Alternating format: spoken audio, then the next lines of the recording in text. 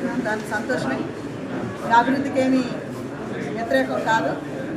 అదేవిధంగా అభివృద్ధి జరుగుతానే అక్కడ ఉన్నటువంటి రైతులకు కానీ అక్కడ ఉన్నటువంటి ప్రజలకు కూడా అన్యాయం జరగడం మాత్రం ఊరుకునే పరిస్థితి లేదు. అది ఈరోజు ఉన్నటువంటి పరిస్థితుల్లోని ఎవరైతే నిజమైనటువంటి రైతులు ఇంకా ఉండిపోయారో, డబ్బులు ఇంకా నిజంగా వాళ్ళకి చేరినటువంటి రైతులు ఎవరైతే ఉన్నారో, మా నాయకులు బొత్స సత్యనారాయణ గారు కూడా అదే చెప్పారు. నిజమైనటువంటి రైతుల తాలూకు లిస్టు కూడా తీసుకొని రమ్మని వాళ్ళకి తప్పకుండా వచ్చే విధంగా మన అపోజిషన్ పార్టీగా కూడా మనం ప్రయత్నం చేద్దామని చెప్పారు.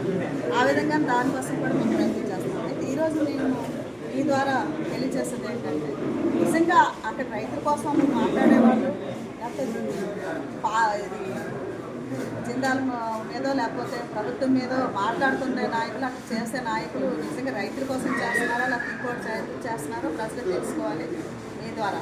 అయితే నేను ఇవాళ అడుగుతున్నది ఏంటంటే, అక్కడ ప్రభుత్వాన్ని కోరేది కూడా అక్కడ ఏదైతే ఇవాళ రైతులు నిజంగా నష్టపోయి ఉన్నారో ఇంటికి ఒక ఉద్యోగం ఇస్తామని చెప్పారు. అటువంటి ఫ్యామిలీస్ అన్నీ కూడా